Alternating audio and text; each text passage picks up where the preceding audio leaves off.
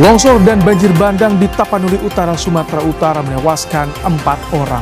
Penetapan status tanggap darurat akan diputuskan malam ini.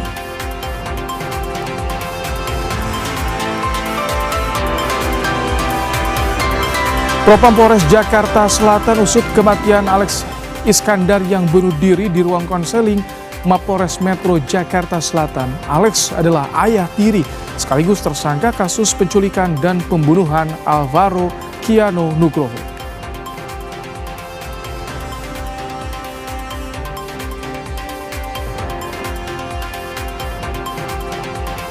Presiden Prabowo Subianto memberi rehabilitasi pada mantan dirut PT ASDP Ira Puspadewi. Sebelumnya Ira divonis 4,5 tahun penjara terkait korupsi kerjasama akuisisi PT Jembatan Nusantara oleh PT ASDP.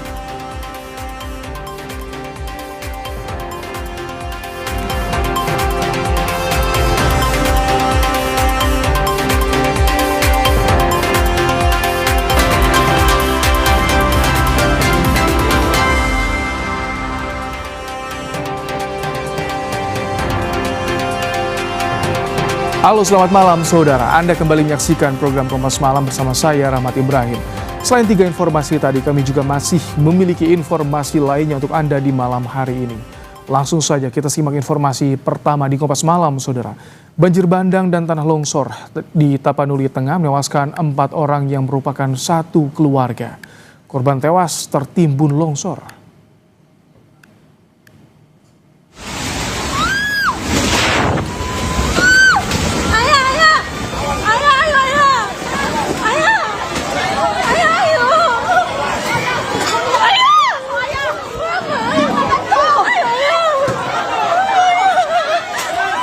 Detik-detik banjir bandang longsor terekam video amatir warga di Desa Mardami, Kecamatan Sitahuis, Tapanuli Tengah, Sumatera Utara pada Selasa pagi. 4 orang yang merupakan satu keluarga meninggal dunia setelah rumah yang ditempati tertimbun longsor.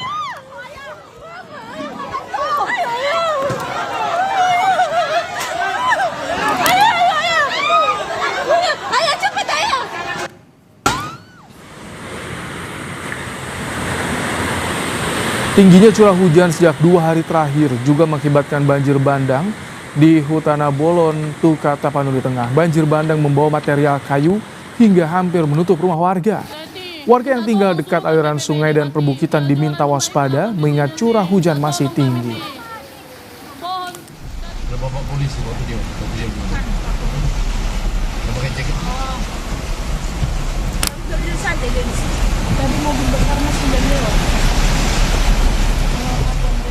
Bupati Tapanuli Tengah Masinton Pasaribu menyatakan pihaknya bersama BPBD tengah menyiapkan titik evakuasi warga terdampak banjir dan longsor.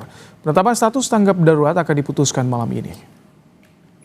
Kami pemerintah sedang mengupayakan itu untuk titik-titik evakuasi. Nah, itu ada GOR, aula kami yang kami siapkan untuk menampung evakuasi warga. Terutama yang banjir sangat meluas, itu ribuan warga yang terdampak. Kemudian kami berkoordinasi dengan tempat ibadah, sekolah, dan fasilitas pemerintahan lainnya yang bisa kami gunakan untuk melakukan evakuasi.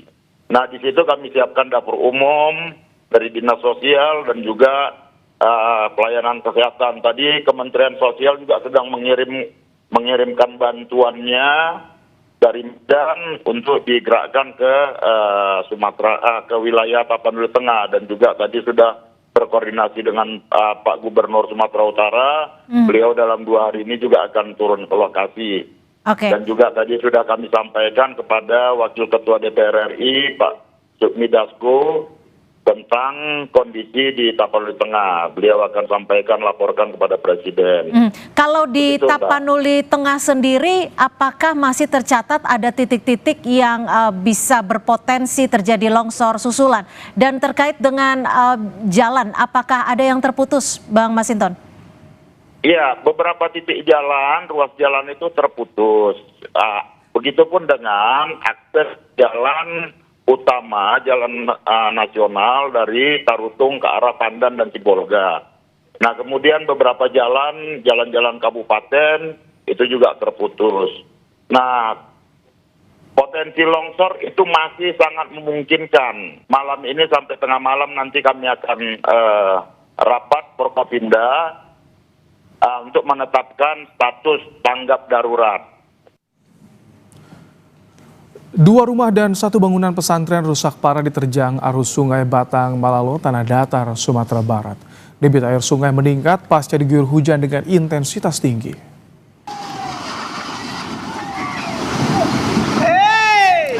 Inilah detik-detik saat bangunan rumah warga hanyut diterjang banjir akibat luapan Sungai Batang Malalo, Kabupaten Tanah Datar. Banjir juga merusak bangunan pesantren dan 1 unit jembatan nyaris putus. Tidak ada korban jiwa dalam peristiwa ini, warga telah mengungsi ke tempat aman.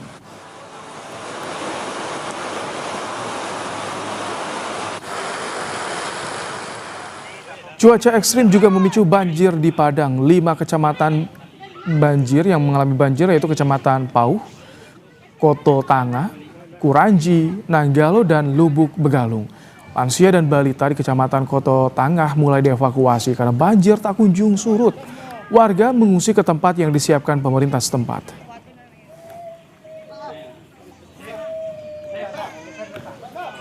Kita tadi mengevakuasi aja, mengungsikan tidak ada, kita evakuasi.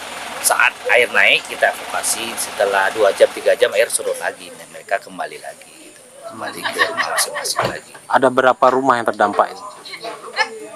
Kalau laporan ya, kita baru masih menerima laporan ya. Kalau jiwanya ada mungkin lebih kurang 24.000 ada. 24.000. Bahwa Alvaro diketemukan sudah dalam kondisi meninggal, langsung shock. Saya sendiri pun juga tadi langsung shock juga. Gimana nggak shock kita, karena Alvaro itu sejak kecil itu ikut saya.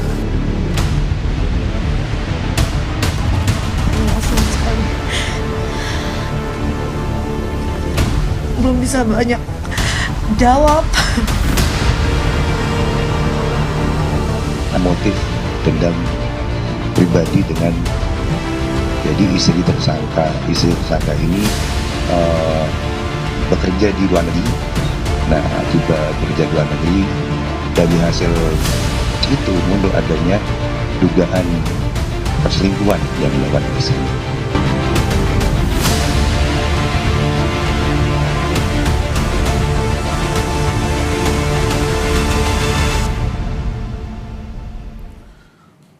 Saudara, Propam Polres Metro Jakarta Selatan tengah mengusut kematian tersangka pembunuhan bocah Alvaro di ruang konseling Mapolres Metro Jakarta Selatan.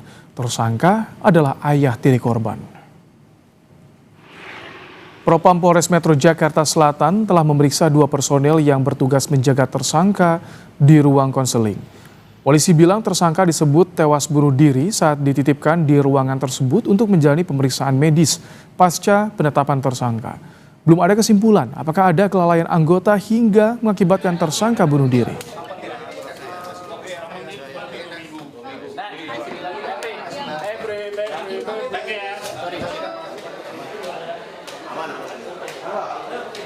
Kami luruskan kepada rekan-rekan media, tersangka mengakhiri hidupnya di ruangan konseling.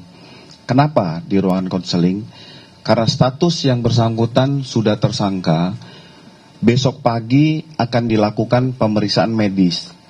Apakah tersangka ini memiliki penyakit bawaan ataupun penyakit menular, sehingga belum bisa dijadikan satu dengan tahanan lainnya.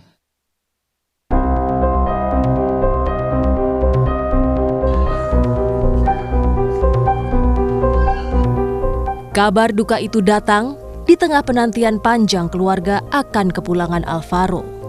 8 bulan Alvaro hilang, bocah 6 tahun itu ditemukan meninggal pada Minggu 23 November lalu.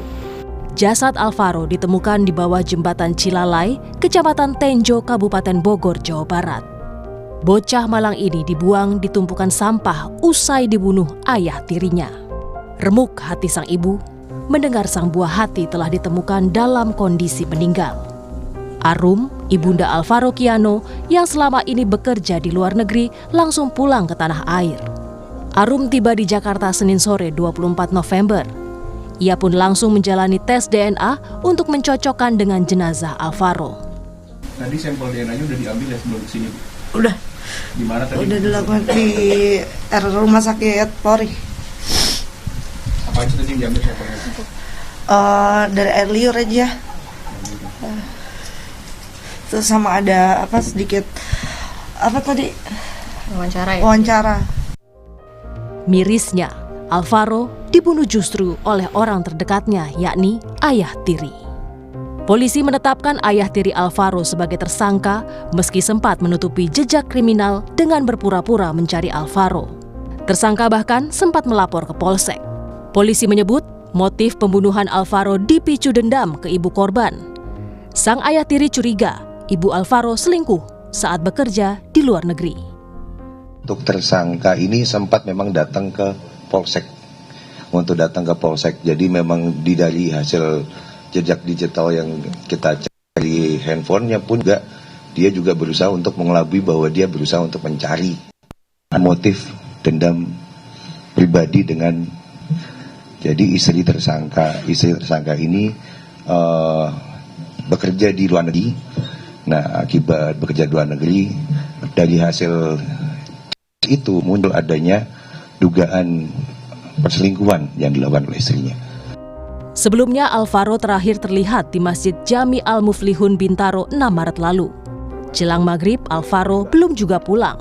Sang kakek tak langsung curiga karena Alvaro biasa bermain sampai malam. Menurut pengakuan penjaga masjid, jelang maghrib ada seseorang yang mengaku ayah Alvaro datang ke masjid. Ada orang lewat nih. Saya tanya, Pak nyari siapa? Nyari anak saya, namanya siapa? Alvaro. Oh ya udah di atas Nus, lagi pada mainan di atas. Orang itu tegas bilang ingin mencari anak saya ya, Alvaro. Anak saya Alvaro gitu. Dari data KPAI antara 2016 hingga 2022, jumlah kasus pengaduan anak sebagai korban penculikan fluktuatif. Di tahun 2022 saja, terdapat 28 kasus pengaduan penculikan anak. Kembali maraknya kasus penculikan anak akhir-akhir ini membuat Wakil Ketua DPR Saan Mustopha meminta polisi harus lebih gesit menanganinya. Tentu kita sangat berharap dan meminta kepolisian untuk cekap tanggap, untuk bisa lebih gesit lagi nanti dalam menangani berbagai kasus-kasus kejahatan, terutama terkait dengan soal penculikan terhadap anak-anak. Ruang publik seharusnya menjadi tempat aman bagi anak. Kematian Alvaro jadi alarm darurat perlindungan anak. Kasus ini kian membuka mata anak masih rentan jadi korban konflik dalam keluarga. Tim Liputan, Kompas TV. Marak kasus penculikan hingga kekerasan pada anak yang berujung kematian seperti yang menimpa Alvaro. Mirisnya, pelaku merupakan orang terdekat korban. Kasus Alvaro jadi alarm darurat perlindungan anak yang masih rentan jadi korban kekerasan, termasuk konflik rumah tangga. Bagaimana melindungi anak termasuk kepekaan lingkungan untuk mendeteksi potensi bahaya pada anak? Kita bahas bersama dengan psikolog anak, remaja dan juga keluarga, Sani Budiantini. Selamat malam, Bu Sani. Selamat malam. Bu Sani, ini kenapa anak paling rentan menjadi korban kejahatan hingga bahkan pelampiasan emosi orang tua? Ini apa yang memicu hal ini terjadi? Celahnya di mana, Bu Sani? Iya, kekerasan dalam rumah tangga atau KDRT atau disebut dengan domestic violence itu memang biasanya terjadi ada di dalam keluarga, ya, di mana biasanya pelaku adalah ya di posisi tokoh otoritas, sementara objek atau target atau korban yang disasar adalah orang yang paling lemah golongannya, misalnya saja anak atau asisten rumah tangga misalnya, atau posisi istri yang juga dianggap lemah begitu. Jadi biasanya memang justru anak itu menjadi sasaran dari posisi pelaku yang sifatnya otoriter, otoritasnya tinggi di dalam keluarga yang menjadikan anak itu menjadi korban pelampiasan kekerasan. Apapun yang terjadi, faktor apapun yang ada, itu anak bisa jadi objek. Nah, di sini kalau kita lihat banyak faktor, misalnya faktor ekonomi, faktor emosi yang tidak bisa diregulasi dengan baik. Yang jelas, anak akhirnya menjadi korban atau target sasar dari orang tua atau tadi ya pelaku yang merasa dirinya di posisi yang paling tinggi begitu. Edukasinya seperti apa sih sebagai orang tua ketika kita berkonflik atau ada konflik di keluarga agar jangan sampai melibatkan anak atau anak yang justru menjadi korbannya di sini? Iya, memang miris sekali ya, karena anak itu kan sebenarnya adalah perlu dilindungi. Mereka perlu tumbuh dengan kondisi situasi rumah yang kondusif, yang aman sebenarnya. Tapi ketika rumah tidak aman, apalagi pelaku itu adalah justru orang tuanya, ini membuat situasi menjadi complicated. Kenapa?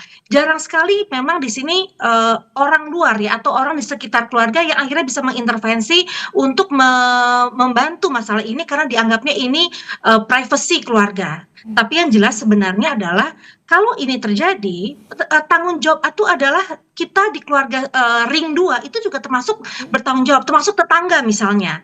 Tetangga yang melihat ada anak dipukulin, disakitin, itu wajib juga bisa melaporkan kepada petugas keamanan setempat begitu. Nah, di sini yang terkadang menurut saya kenapa akhirnya kasus ini menjadi sangat besar karena tidak ada bentuk pelaporan yang mungkin disosialisasikan gitu atau bentuk tadi rasa social responsibility yang kurang sehingga atau tadi mengatasnamakan privacy ya, oh saya nggak mau mencampuri, akhirnya anak yang mestinya dilindungi bahkan akhirnya tidak terlindungi lagi karena orang dewasa di sekitar tidak membantunya. Kalau misalkan tadi bordernya di privacy, ada limitnya nggak untuk lingkungan di ring kedua keluarga misalkan ayah, nenek, kakek?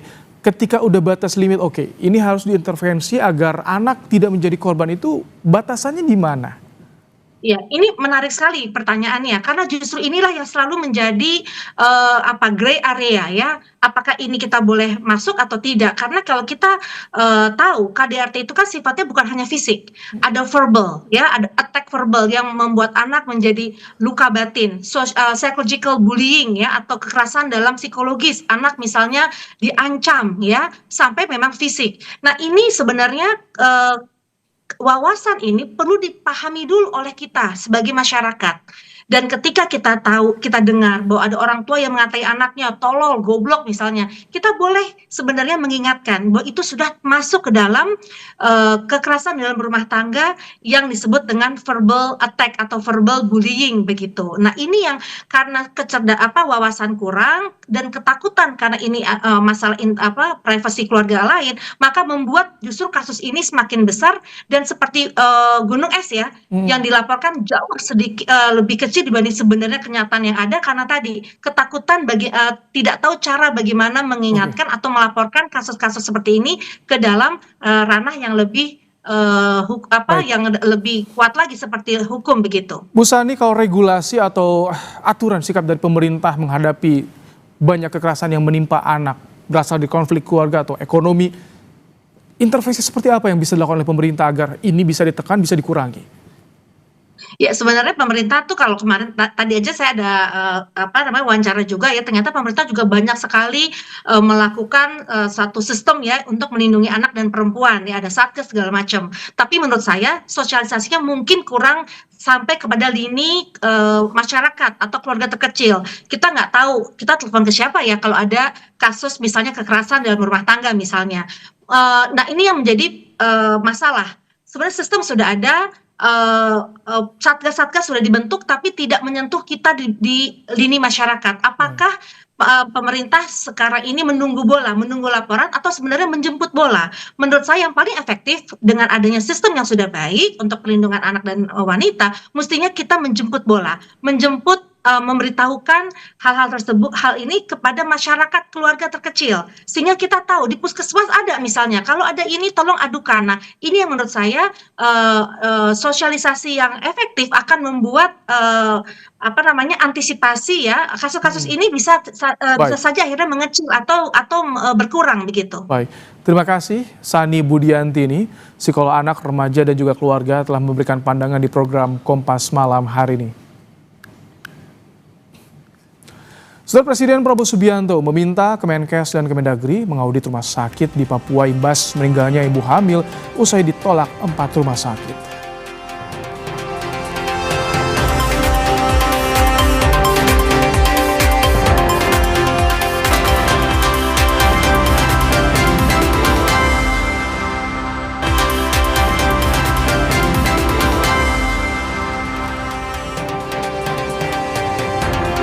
Presiden Prabowo Subianto meminta Kemenkes dan Kemendagri mengaudit rumah sakit di Papua pasca peristiwa seorang ibu hamil yang meninggal usai ditolak 4 rumah sakit.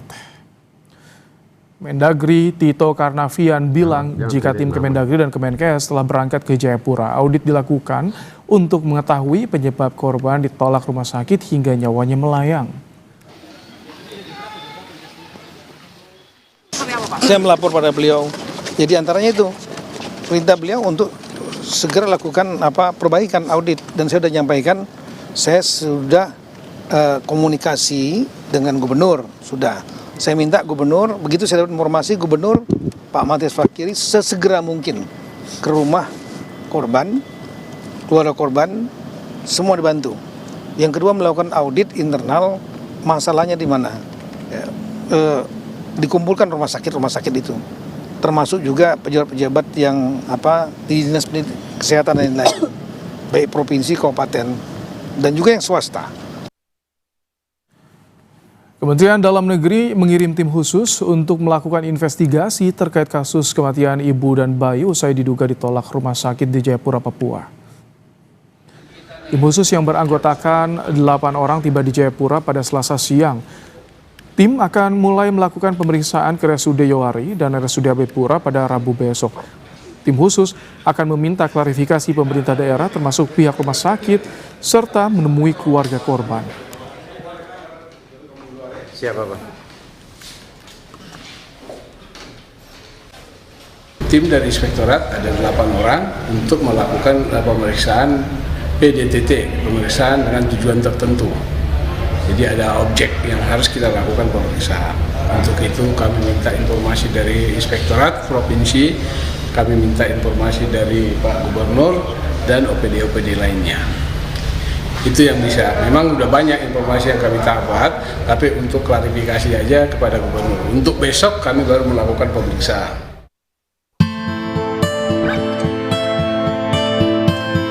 Duka dan rasa kecewa masih menyelimuti keluarga Iren Sokoy. Iren dan bayi di dalam kandungannya meninggal diduga usai ditolak 4 rumah sakit di kota Jayapura, Papua. Menurut keluarga, Iren Sokoy hendak melakukan persalinan di RSUD Yowari pada hari Minggu 16 November 2025. Namun ia tidak dilayani karena tidak ada dokter kandungan. Bayi dalam kandungan Iren saat itu mencapai 4 kg sehingga harus menjalani operasi. Usai dari RSUD Yowari, kemudian mencoba ke RS Dian Harapan, RSUD Abepura, dan RS Bayangkara. Namun karena tidak ada yang menerima, Iren meninggal pada Senin pagi 17 November 2025. Sudah mau keluar tapi jalan keluarnya sempit, anak badannya besar. Terus saya bilang, itu jalan keluarnya ada toh, paling operasi. Tapi mereka bilang dokter yang operasi tidak ada. Yo kenapa dari tadi bilang supaya kita cari jalan untuk lanjut ke sana. Ini sudah jam 2 malam ini. Sudah kami ribut dan bertindak. Sudah selesai cepat bikin rujukan. Katanya orang telepon ke dokter kah? Dokter dia keluar sudah 3 hari. Telepon begini sudah bicara dengan dokter bilang sudah ada rujukan ke Dian Harapan. Sudah kami lari ke Dian Harapan dengan petugas 3 orang. 2 orang ya. Sampai Dian Harapan tidak diterima. Sudah kami cari jalan ke rumah sakit AB. Rumah sakit AB sama juga tidak terima. Kami ribut di situ, petugas juga malas tahu. Ini kadang sudah mereka terlalu lama bertahan, toh akhirnya sesak napas naik. Atas kejadian ini, Gubernur Papua Matius Fahiri minta maaf dan berjanji akan mencopot tenaga medis yang menolak pasien. Di kejadian ini kejadian yang menjadi keprihatinan saya mendalam, dan saya pastikan rumah sakit yang singgah punya ruang pemerintah minggu depan saya copot semua. Sementara Pemkab Jayapura mengeluarkan kebijakan untuk menggratiskan seluruh ibu yang melahirkan di RSUD Yowari Sentani. Pemkab juga berjanji menambah dokter kandungan agar kejadian serupa tidak terulang. Ke depan dalam kebijakan saya sudah minta direktur, semua ibu-ibu melahirkan di rumah sakit Yowari itu gratis. Tidak boleh kita, semua gratis. Khusus mama Papua, melahirkan di rumah sakit Yowari itu harus gratis. Direktur RSUD Yowari Sentani menyambut baik usulan dari Bupati Jayapura Yunus Wonda. RSUD Sentani mengaku kejadian ini menjadi pembelajaran. Ke depan, pemerintah akan mengupayakan untuk menambah dokter spesialis kandungan yang bersiaga. Jadi dengan kejadian ini, seperti tadi Mbak bilang, kita harus peka, kita melihat pasien apa yang bisa kita tangani di sini sesuai peralatan SDM. Kalau memang lengkap dan bisa ditangani, maka ditangani. Yang tidak, maka dengan tindakan peka, cepat, itu kita lakukan rujukan dengan tetap memperhatikan sisrute. Kisah Iren dan bayinya menjadi cerminan bahwa akses dan jaminan kesehatan yang merata masih menjadi pekerjaan rumah besar bagi pemerintah. Vindi Rakmeni, Kompas TV, Jayapura, Papua.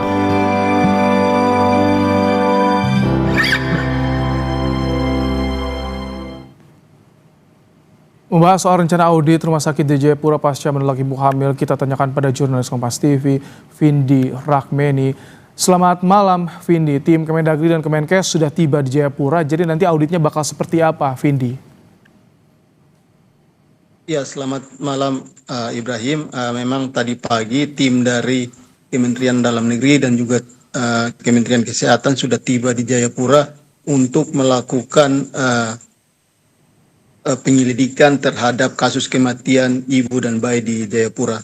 Dari pantauan kami untuk tim investigasi dari Kementerian Dalam Negeri tadi siang sudah melakukan pertemuan dengan Gubernur Papua meminta klarifikasi terkait kejadian ini dan juga bertemu dengan Inspektorat Provinsi Papua untuk rencana melakukan audit. Rencananya setelah pertemuan tadi siang dengan Gubernur Papua, maka besok pagi akan dilakukan pertemuan dengan manajemen rumah sakit AB Pura dan juga rumah sakit Yowari untuk melakukan audit internal di kedua rumah sakit ini sekaligus meminta penjelasan terkait kronologi kejadian yang menyebabkan Ibu Iren Sukhoi dan anaknya meninggal. Sementara untuk tim kesehatan atau Kementerian Kesehatan, dari informasi yang kami dapatkan, sejak tiba tadi pagi sudah melakukan kunjungan ke 4 rumah sakit ini, mulai dari rumah sakit Yowari, kemudian menuju rumah sakit Dian Harapan, dan juga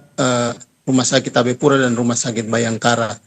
Tim dari Kementerian Kesehatan ini sudah meminta keterangan terkait kronologis dari kejadian awal dari rumah sakit Yowari kemudian hingga rumah sakit Bayangkara. Ini yang nanti akan diumumkan oleh Kementerian Kesehatan. Seperti itu, Ibrahim. Baik, jadi sudah dikerahkan, diterjunkan tim Kemendagri dan juga Kemenkes untuk melakukan audit 4 rumah sakit di Jayapura. Terima kasih, Vindi Rakmeni, untuk laporan Anda langsung dari Jayapura, Papua. Saudara, longsor dan banjir bandang di Tapanuli, Tengah Sumatera Utara menewaskan 4 orang. Penetapan status tanggap darurat akan diputuskan malam ini.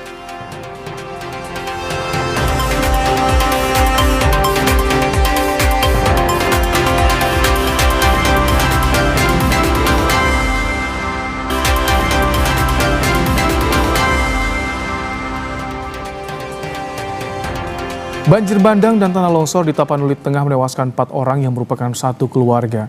Korban tewas tertimbun longsor.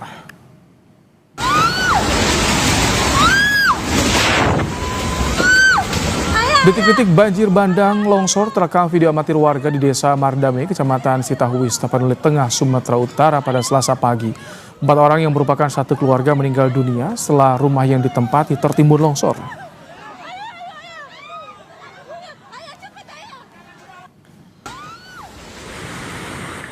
Tingginya curah hujan sejak 2 hari terakhir juga mengakibatkan banjir bandang di Hutana Bolon, Tuka, Tapanuli Tengah. Banjir bandang membawa material kayu hingga hampir menutup rumah warga. Warga yang tinggal dekat aliran sungai dan perbukitan diminta waspada mengingat curah hujan masih tinggi. Untuk mengetahui penanganan bencana longsor dan banjir bandang di Tapanuli Tengah, saat ini kami sudah bersama dengan PLT Kapusdatin BNPB Abdul Muhari. Selamat malam Pak Muhari. Selamat malam Mas Ibrahim. Pak Muhari, hingga malam hari ini berapa jumlah korban yang terdampak banjir di Tapanuli Tengah, Pak? Ya, sebenarnya ini masih dalam proses pendataan, jadi informasi yang secara resmi disampaikan oleh BPBD Kabupaten Tapanuli Tengah itu memang ada satu rumah di mana ada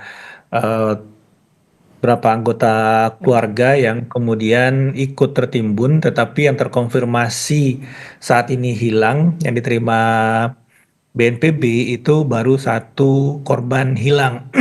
Meskipun kemudian ada di media seperti tadi disampaikan ada 4 korban hilang. Ini masih terus kita konfirmasi Mas Ibrahim untuk kepastian datanya, karena tentu saja ketika pada saat kejadian ini berlangsung cukup sulit untuk bisa memastikan jumlah korban yang ada. Tapi BPBD sudah membuka posko darurat. BNPB juga, Kepala BNPB tadi sore itu sudah memerintahkan unit tim reaksi cepat kita dipimpin satu pejabat eselon 1 akan berangkat malam ini ke Sumatera Utara untuk bisa mendampingi pemerintah daerah. Kalau untuk pengungsian sudah disiagakan, Pak Muhari? Untuk pengungsian sebenarnya jumlah memang jadi ini ada 2 kejadian Mas Ibrahim, ada banjir, ada longsor.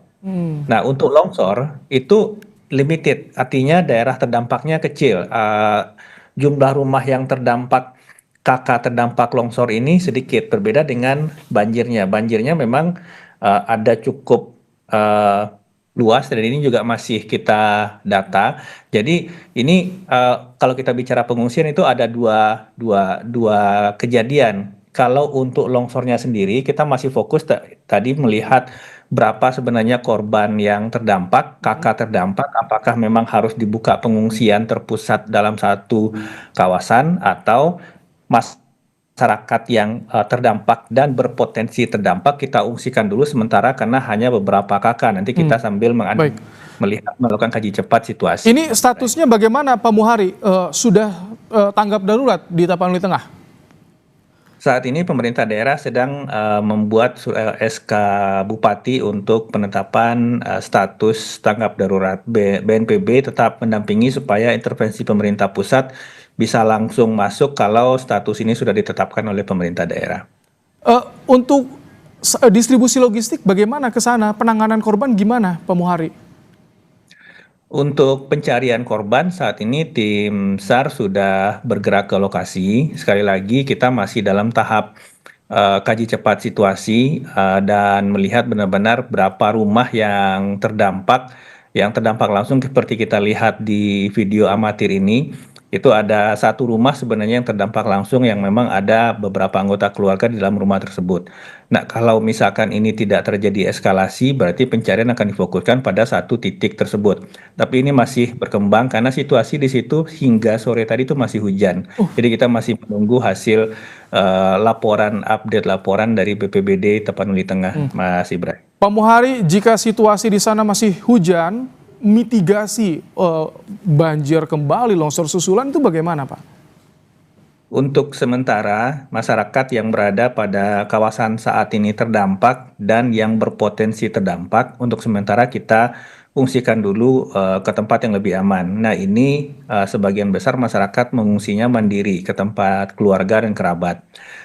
Besok pagi tentu saja BPBD dampingi BNPB akan melakukan kaji cepat situasi apakah perlu kita bentuk pengungsian terpusat sementara atau tidak, dan kebutuhan mendesak apa saja yang diperlukan oleh pemerintah daerah dan berapa jumlahnya.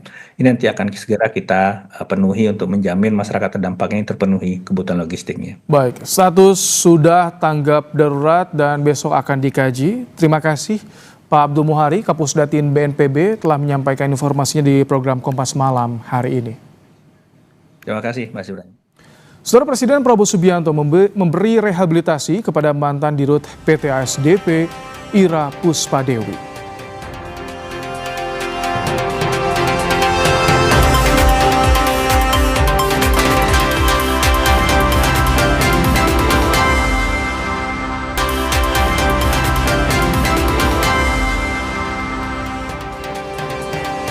BNN menggerebek kampung narkoba di Kebon Manggis, Matraman, Jakarta Timur pada Selasa siang. Sejumlah orang yang dicurigai sebagai bandar ditangkap.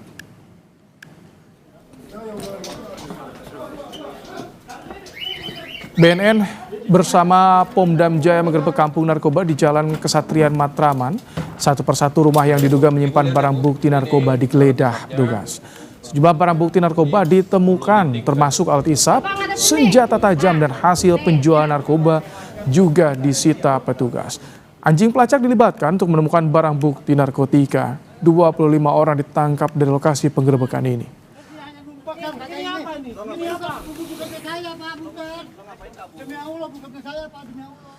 Presiden Prabowo Subianto memberikan rehabilitasi pada mantan Dirut PT ASDP, Ira Puspadewi. Sebelumnya, Ira divonis 4,5 tahun penjara dalam kasus korupsi kerjasama akuisisi PT Jembatan Nusantara oleh PT ASDP. Pengumuman rehabilitasi Ira Puspadewi yang diberikan Presiden Prabowo Subianto disampaikan Wakil Ketua DPR, Sufmi Dasko Ahmad. Dasko menyebut rehabilitasi berpijak dari aspirasi masyarakat melalui DPR. DPR pun melalui Komisi Hukum telah melakukan kajian atas perkara yang menjerat Ira Puspadewi. Ya, baik ya. Demikian sidang selesai dan ditutup. Terhadap perkara nomor 68 Pitsus TPK 2025 PN Jakarta Pusat atas nama Ira Puspadewi, Muhammad Yusuf Hadi, Hari Muhammad Adi Caksono. Dari hasil komunikasi dengan pihak pemerintah, alhamdulillah pada hari ini Presiden Republik Indonesia Bapak Prabowo Subianto telah menandatangani surat rehabilitasi terhadap 3 nama tersebut. Diduga akibat korsleting di bagian lampu yang dimodifikasi, sebuah mobil di Surabaya, Jawa Timur hangus terbakar.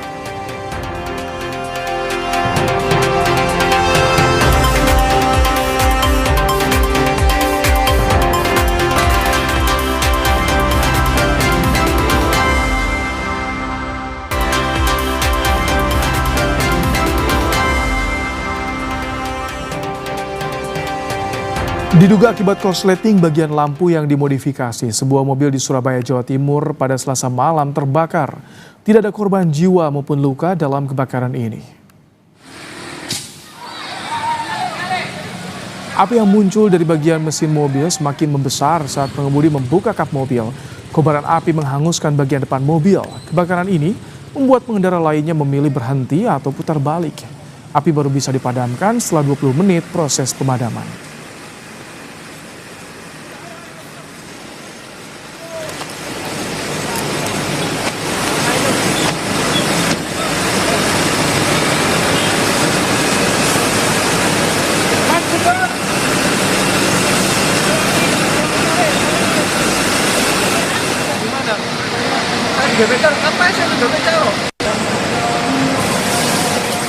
Terima kasih telah menyaksikan Kompas Malam hari ini. Pastikan secangkir kopi gula aren menemani waktu istirahat Anda. Saya Rahmat Ibrahim, sampai jumpa.